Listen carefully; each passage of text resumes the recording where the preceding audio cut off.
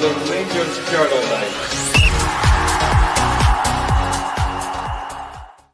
Welcome everyone to your post-match reaction pod to Rangers' 2-1 defeat to Motherwell at the stadium today. I'm joined this evening by Billy, who's been watching the game as well. My namesake, how are you doing? All right. I mean, I thought, it's funny, my brother said he thought the first 30 minutes against Kilmarnock was going to be more representative of Barry's regime. And I was like, not sure about that. And then after half an hour, I was messaging him going, yeah, it looks like you're right. So I don't know, when was the last time we lost 3 domestic matches in the trot at Ibrox? Maybe some stat out there can let us know. But yeah, that wasn't fun. No, mate, it was, well, what can you say? Abject, terrible, gutless. I took notes because when I knew I was going to be been on the post match today. Where do you begin? I mean, for that then. But it's so I mean, I'm a few things I'd written, like simple passes overhit time and time again. Crosses constantly into the box for their defenders to head away. I mean, there was no purpose to it. But to be honest with you, mate, this is something that's been going on for 2 seasons, 3 seasons, isn't it? It is. And it was funny because I think in one sense, like, I think they were trying too hard.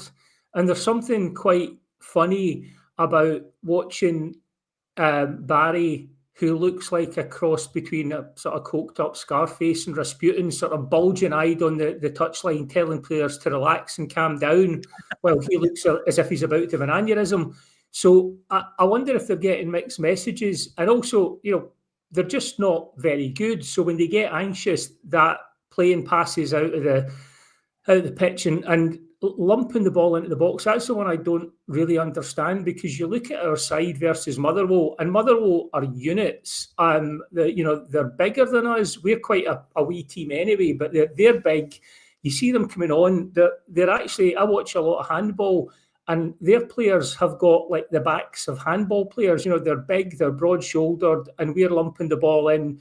And we're the best in the world. You know, Iggeman's a strong guy, but he's not tall. But then you're looking at like the likes of Danilo and Cherny and Bayrami, and these are players who, what is the point? You know, I mean, when you have Suter playing, you can make an argument we've got a bit of a threat from set pieces, but like proper, yeah, he's done 1 or 2 things, but to me, it's a sign of an anxious side who's defaulting to kind of just do something, and it was brutal to watch that. Yeah, there's no getting away from it. This is a terrible bunch of players, and who's to blame for that? Probably falls on a number of people's shoulders, to be honest with you, mate. But there's no kind of clear direct. Now, I'm not blaming this on Barry at all. I mean, he picked a very similar lineup to probably what we would have picked if you had the choice, because you know he's not going to go and take off. He's not going to not play Tav. He's not going to not play Dessers. He's not going to not play the usual midfield that has been getting played. But the problem is these players are just not good enough, and I don't think to a man there's many I would care if they were, you know, if they left in the summer. I mean, there is a bit of me that's looking at the situation with Barry, and like I wasn't a massive fan of him coming in, to be honest, just because, you know, I look at his CV as a manager and it's just not the caliber that I want at Rangers. So, but I understand he's come in and, you know, he's doing it, you know, like for the right reasons. But the team and the players are the issue, you know, like the whole thing about, you know, if you're only as good as your tools. But there is a wee bit of me was a wee bit anxious when Baz got the job, that you're talking about a guy who's managed Alloa and Kelty and Clyde, and today was up against the guy who has managed in the Bundesliga and the Austrian Bundesliga, and it kind of felt a wee bit like that in the first half, because there were moments where Motherwell were actually, like, this was blowing my mind, Motherwell were stroking the ball about in midfield. Motherwell were slowing the game down, and then Motherwell were choosing when to up the ante and do little bursts of like attacking play. And I'm sitting watching this going, that should be us.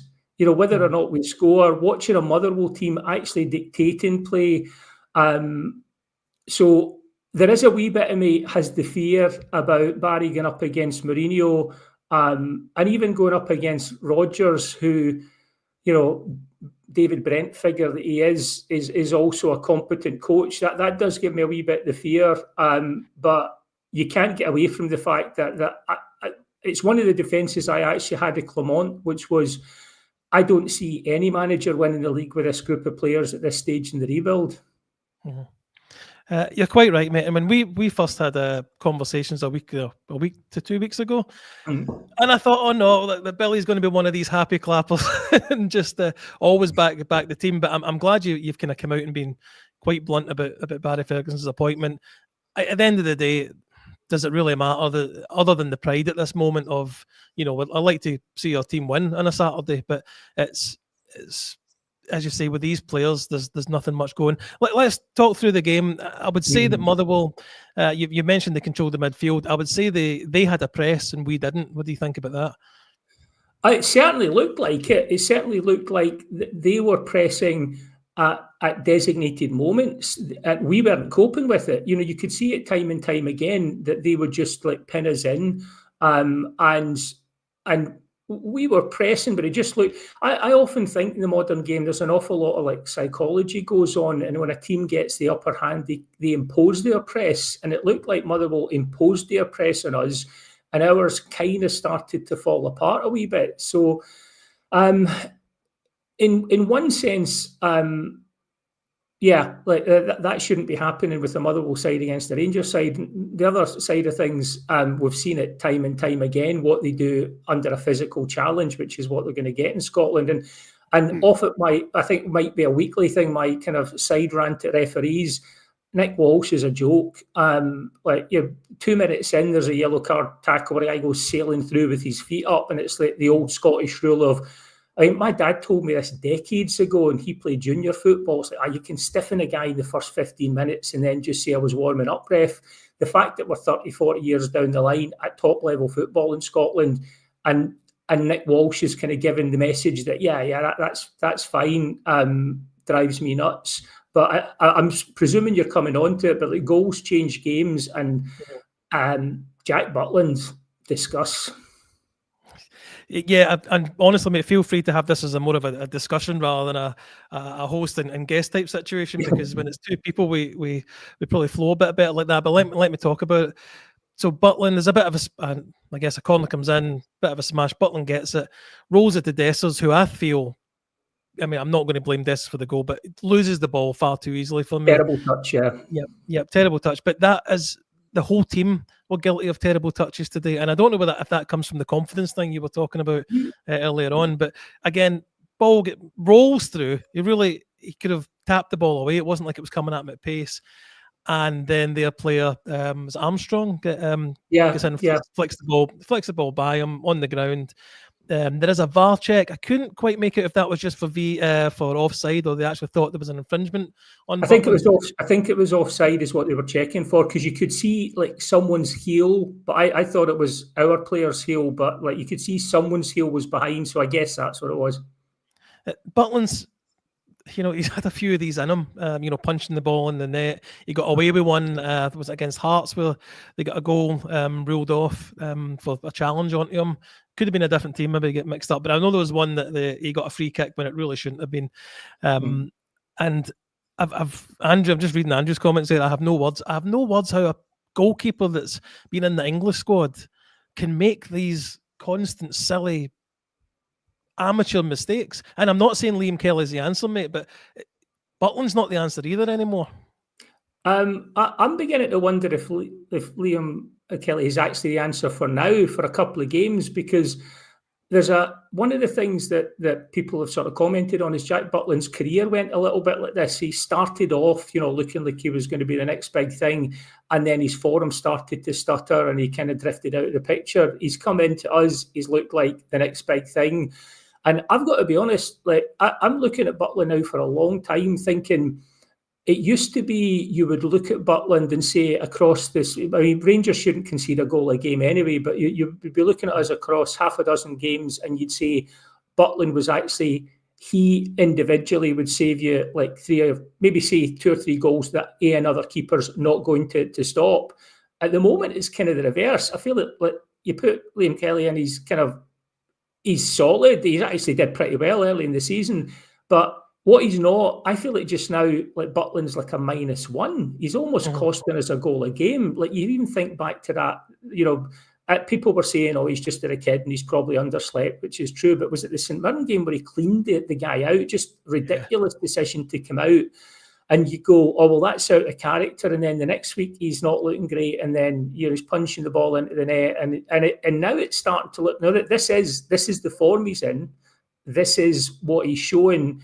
And I feel like if you put Liam Kelly in, he is like a solid 0 as a keeper. He's not going to maybe make amazing saves, but he's not going to ship you anything, hopefully. But I almost feel like Jack Butland's like almost like a goal of a start to the opposition. And when he came out for that penalty he gave away going back to St Mirren, I felt like maybe he made a rash decision because he didn't trust his defence. I feel like now the defence is starting to look a wee bit edgy around him, like they're worried what's going on behind him. The passing as well out hasn't been great either. So, he's making me nervous. And I don't think Barry's going to drop him, but I'd be thinking about it if I was him.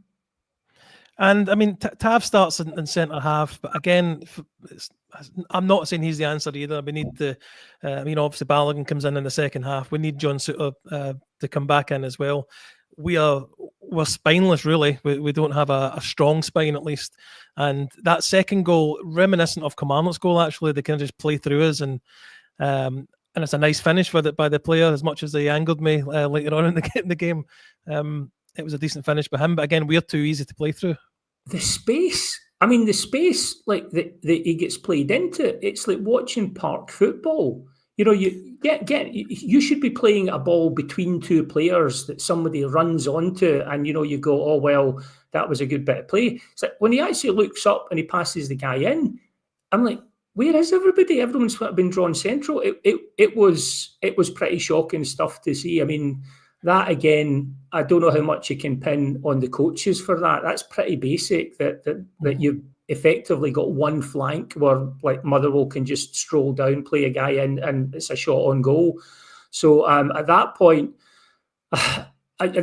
oddly enough, I was thinking, this bunch of players will get a reaction, because it is something they've been guilty of. I think top teams come out and impose themselves. I think one of the things we're guilty of is we react to stuff. If things start going bad, we'll have a go and maybe we'll get back into game. But that's not how you win things.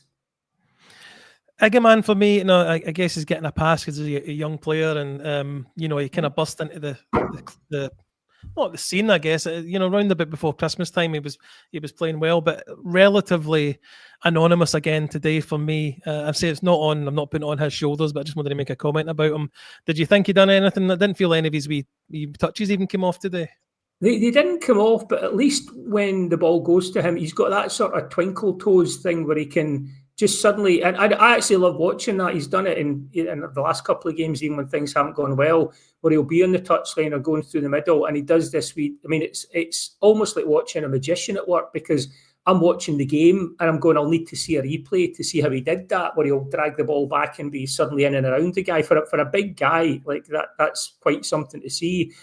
I'd be interested to know why he got hooked at half time, because I hope it's not an injury. I honestly didn't think he was one of the guys that I'd have been taken off, because he is good for a goal. He is good. He's a guy that can create things, or take on a couple of players and create space for someone else. So I don't know if there's any word yet about why he came off at half time.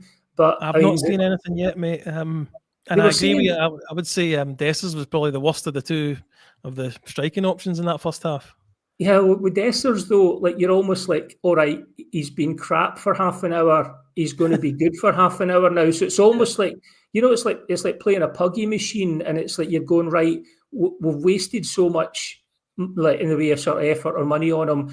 Okay, he's going to come good at some point. And actually, in all fairness, he did. So I still need an explanation as to what happened in the second half, because I don't understand why we didn't get an equaliser. But I guess we'll come on to that. Well, let's talk about Dessers that does get a goal. Well, I'm just going to see we've made some changes at half time. Obviously, Hadji comes off by Rami. Proper again comes off. Had a bit of a head knock in the first half. Balogun comes on. That was, I made a point actually in my notes there. If Balogun could have played, or if Balogun could come on, he should have started, because there's no point in going into games 2-0 down before we bring on like a decent defender. Well, the 36-year-old, always injured, been at the club 2 or 3 times, Leon Balogun. I think there's a lot of the things that I wouldn't blame Philippe Clement for are kind of summarised in the likes of Leon Balogun. Lovely guy. If he could stay fit and play week in, week out, he would be one of the better defenders we've had at the club. But he's 36 and he can't. And like you say, the fact that we're bringing him on for the second half, because Proper again is struggling with it. And I don't know if he got an injury or a knock. He did take an elbow. That's fair, but he does not look built for the Scottish game in terms of his positioning and how he kind of like protects himself. So yeah, Leon Balogun, like I say, I don't have any issue. I don't feel I'm having an FFS moment when Leon comes on, but it does seem like a big red flag of what's gone wrong in the recruitment and where we're at. That he feels like a sticking plaster, and he's going to play 2 or 3 games and then have a niggle or an injury and be back out again. So here's hoping Suter's back sometime soon, and that's saying something, because he was an injury worry and he's now looking like one of our more reliable players. Mm-hmm. Dessa's goal. I thought it was a fantastic strikers type finish, mate. It was first time. I wasn't expecting the ball to get through to him. The Motherwell player obviously misreads it, bounces through to him, and a great first time strike. At that point, you're thinking, right, okay, I've seen this movie before. We'll win in this 4-2. I mean, it felt that way for about 5 minutes afterwards. We were, I actually made a note at that point, say it was pretty much at pressure. It felt like they were creaking. It felt like we were making regular chances. And then it sort of, after about 5 minutes, that it gradually petered out. And by 70 minutes, I was thinking, we're back to sort of slightly plodding, hoping something will happen rather than feeling like we're about to sort of knock the door down. So that was a wee bit disappointing, because it you thought after what happened with Kilmarnock, and okay, we're actually now at Ibrox. So once the fight back starts and the Barry effect kicks in, you thought they'd really go for it. And that's what would be interesting. I don't pretend to be like tactically aware enough to know this, but what would be interesting to know is how much of that was down to our players doing what they normally do, which is sort of like having a reaction and then petering out again. And how much was down to what Wimmer did for Motherwell, because he brought a couple of players on, like tightened up the midfield, and the game seemed to settle down a bit. So I don't know that Barry's been out thought tactically. Again, he can only play what he's got on the bench, but it didn't. It seemed to start as a big comeback and then sort of peter out. Although Dessers again, I felt like he'd got us back into it with both what to me should have been a second goal, and the first one was a cracking finish, because, like you say, I think it takes a deflection on the way through, and it's almost like he just reacts and does that Dessers thing of world class reactions and finish. And you're thinking we're back in it, and then for about 5 minutes we are, and like I say, sort of peters out until he gets his, what to me looked like a second goal. Did you have any idea why the second goal was not given? I would probably be clipped if I said what my real feelings on it, and I'll be mocked all over Twitter this evening. So, from a factual point of view, no. The ball is clearly onside when it's played. Is it? It's Ridvan. I think it's Ridvan. Yeah. So it's Yilmaz's cross. It doesn't look like it takes a bounce in front of Danilo and the Motherwell play. It doesn't look like it hits either of those two from any angle I've seen.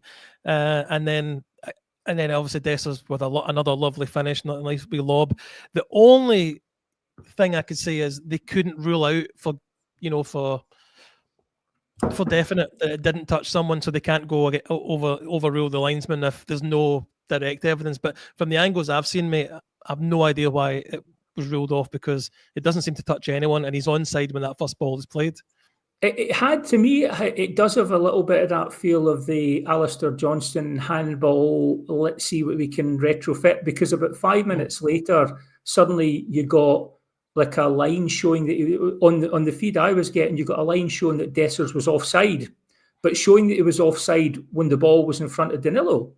It wasn't right. And well, the thing I would say about that is, like, I know that you get all these quite, seems like a lot more thought is put into the narrative around Rangers VAR explanations than some other clubs. And the thing that would say, okay, you could construct a sort of like an explanation where they can't say for definite it's been touched or not, and therefore you can't overrule because it's not a clear and obvious mistake. I'm sure there was one angle I saw, and this is another thing about the TV feeds, which I really don't trust, because you go back to the first half, there is Lennon Miller makes a pass back to the goalkeeper. The stadium go uproar. Half a dozen Rangers players put their hands up and go like that. That's a pass back. Nick Walsh not interested. I thought I saw an angle only shown once where there is clear daylight between the ball and Danilo as it comes through. And if it doesn't touch Danilo, it doesn't touch the Motherwell player. And it was interesting to me because like they showed maybe about 9 replays of it, and you get 4 angles shown twice. And then there's just the one angle where I was watching it and I went, oh, great, right, you can actually see it definitely doesn't touch his foot. But we never saw that angle again, which was curious to me because we never got any replay of. And I thought TV companies were all about generating uproar and controversy and getting clicks. So it's kind of interesting. We never got a replay of the Lennon Miller pass back, and we got one angle that to me looked like, and I stand to be corrected, but I remember sitting going, can I see? It doesn't look like it. And then, there you go. Right. There's clear daylight between his boot and the ball. He didn't touch it. It's down to whether the initial pass from Ridvan is offside or not, which it didn't look to me.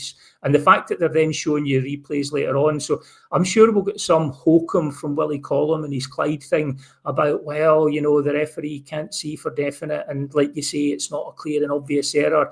I think there's a TV angle, and I know lots of Rangers fans who have the same thing about, if we're playing a match, there's a remotely controversial decision or even a fabricated controversy, it's 20 minutes of Crocker or whoever and like Sutton and replays and whatever. We have a controversial moment, you get a replay, you're done. So and again, so I don't know if that feeds into the sort of things you don't want to say in case you get us kind of taken off air, but that's how I feel anyway.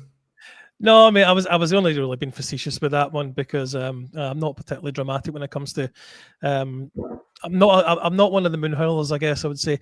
Here is the official stance of the Rangers Journal, because Scotty, the boss man, has said it definitely hit Danilo on the knee. I've got to respectfully disagree from what I've seen, Scott. But I haven't seen that. Yeah, very well. You might have seen an angle I've not seen, but to me, it looked very unfair on Dessers not to at least get that equaliser. Mate, we'll go through the game blow by blow on Monday's pod, no doubt, but I'm just going to go see if I've got any other notes to. I said VAR, a total joke. There's no touch. But, that's what I had in my notes anyway. But again, mate, just a terrible, gutless display from the players. I'm not really, as much as I don't. Barry would not be in my top 10 managers, I think, of the ones I would have chosen. But I don't think you'll get rid of an interim manager unless something absolutely crazy happens. But to me, another game where we don't have composure on the ball, we're resorting to the same usual horseshoe, chuck the ball into these big defenders. Ball's been overhit. Players as well using, there was one in the second half where the Motherwell player feels a touch on the back and goes down. We need to be wide. They are going to do this. They are going to time waste every chance they get, but we continue to give away these free kicks. And there was another one later on in the game, which I guess was a bit more of an actual free kick from Balogun going in. But it's just a frustrating day. It's not enjoyable watching Rangers at the moment. You'll get little, like the other night there was great to come back from 4-2 down, but we shouldn't have been 2-0 down. We shouldn't have been 2-0 down against these teams. We have supposedly better players, but the last month, even the first division teams have shown us we don't have better players because they've just ragdolled us for the last 3 or 4 weeks. And the worry is, I mean, I don't think anyone is. I was the same. I wasn't like Barry Ferguson was not the guy I wanted in charge. The same, in all fairness, the same way I didn't want Michael Beale to come in when he came in, because I want a manager at Rangers who has been through good and bad, who knows what to do when things are bad and turn it around. So, when Watty took over from Souness, that's a manager who has taken Dundee United to within 90 minutes and a bent referee of a European Cup final. That kind of experience when things go bad, you know what to do, you know the right thing to say, you know when to shout and when not to. I think managers with less experience, when things go bad, everyone can have a good run, everyone can start off well and things are going okay.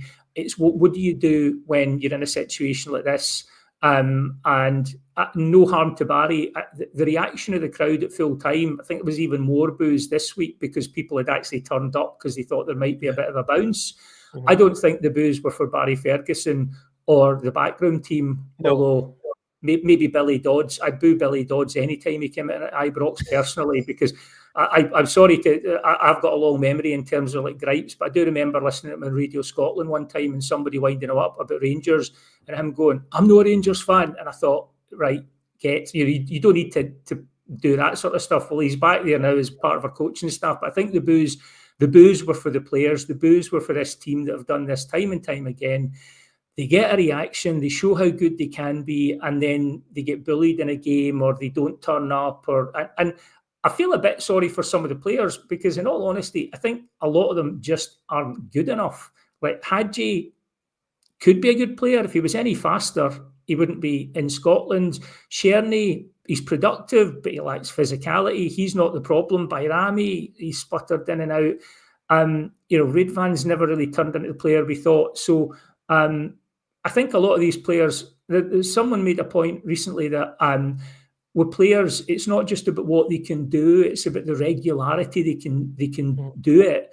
And I think the problem we've got is we've got players who'll be, 7 out of 10 once every 3 weeks, and there'll be a 5 1 week, and there'll be a 4 1 week, and that's what we're getting. And when too many of the players are 4 or 5, this is what we get. And we're too small as a side for Scottish football. Yeah. It's like, not wanting to get into the Gerrard thing, but at least when he came up, we had units, and you kind of felt like we were physically not going to be dominated, if nothing else. So, but anyway, it was a bit of a ramble, but yeah, I think that the boos today were for the players rather than the management team. Yeah, I think we might see that a few more times before the end of the season, mate. Just on one last point, just on Czerny, because you mentioned him, I've let him off lightly. He was awful. I think that's the worst performance I've seen from him in a Rangers shot, and he had a few stinkers at the beginning of the season, but that was terrible today. Billy, it's been a pleasure talking to you. Hopefully get you on some of the pods during the week this week or next week if you're available. Yes, open. Thank you very much. I would be remiss if I didn't mention that we have a sponsor now, Off to the Match I Go, that do signed shirts, signed memorabilia, and we also have a 10% discount if you use the code JOURNAL at checkout with them. So we very much appreciate them coming on board. You can scan the QR code or go to offtothematchigo.com and hopefully you find something there that put on your wall, put on your mantelpiece, because there's loads of stuff there, and I've spent a good 20 minutes on it last night, and I had to refrain before I went down too much of a rabbit hole of buying my heroes' signatures on things. So anyway, thank you everyone for watching. It's been a disappointing day yet again, but we're Rangers fans, so we live in hope that the future is bright. So thank you very much everyone again for watching. Thank you for your comments down the side, and remember, every night is a Rangers Journal night. Good night.